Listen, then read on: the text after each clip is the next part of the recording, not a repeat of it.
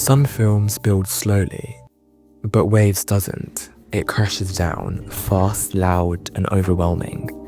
And before you've even had time to process it, it shifts into something completely different. The first hour of the film feels like you're being pulled underwater.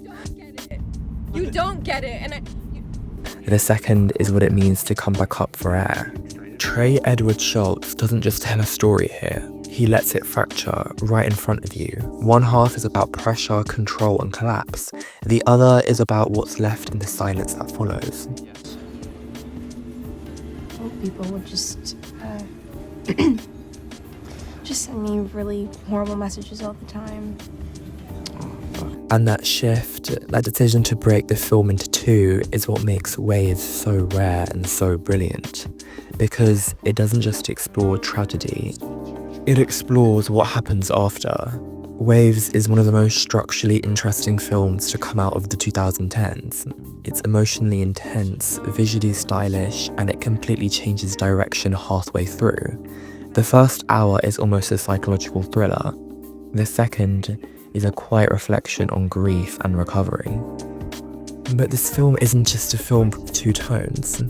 It's a film about emotional extremes. Control and chaos, pressure and silence, and eventually repair. The film opens by following Tyler, a high school senior athlete and a son in a middle-class suburban family in Florida. He's got a lot going for him. He's popular, athletic, has a girlfriend, a stable home, but it all exists under pressure. He is the pressure, and the film makes that pressure feel real. The camera is constantly moving, handheld, often rotating in full circles. It's immersive but also disorienting. There's barely a still shot in the entire first half. The visuals reflect Tyler's mental state. Everything is speeding up, closing in, harder to control. There's also that weight of expectation. His father, played by Sterling K. Brown, is supportive, but not in any relaxed, chill way. He pushes Tyler to be excellent, to never show any weakness, to stay ahead. But when Tyler injures his shoulder, he hides it. He doesn't want to lose what defines him. But that decision is where everything begins to unravel. He loses wrestling, starts fighting with his girlfriend, and emotionally spirals.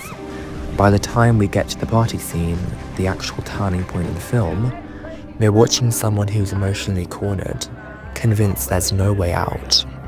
And then it happens. The film reaches its peak, its climax, and breaks.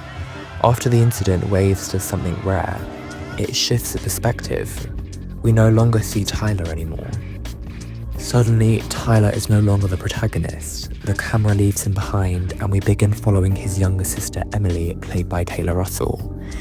It's a hard shift, and a quiet one, and it completely changes the pace of the film. The aspect ratio shrinks, the color tone cools. There's more silence in the frame, longer takes, and more quietness, more stillness.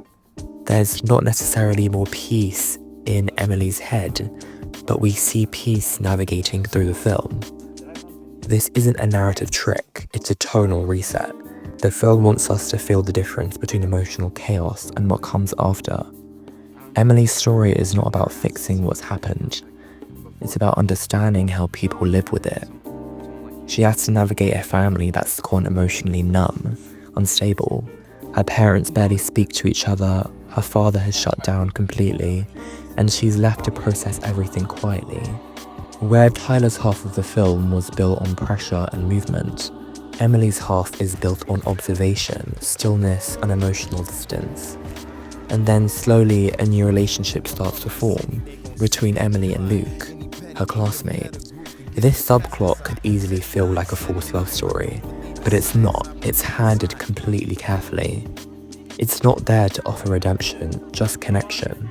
Two people trying to understand their own pain through someone else's. Emily's arc is about rebuilding her relationships with her family and with herself. The cinematographer uses very clear visual and audio strategies to separate these two halves. First, considering the aspect ratio, Tyler's story is wide and expansive, but it feels too claustrophobic. As things fall apart, the frame tightens. Emily's section is more boxed in, but it feels calmer. less intense. Secondly, the camera movement. In Tyler's section, it's kinetic, constantly moving. In Emily's, it's slower and more static, more observational. We wait and we consider what she's thinking, how she's feeling. Thirdly, the soundtrack.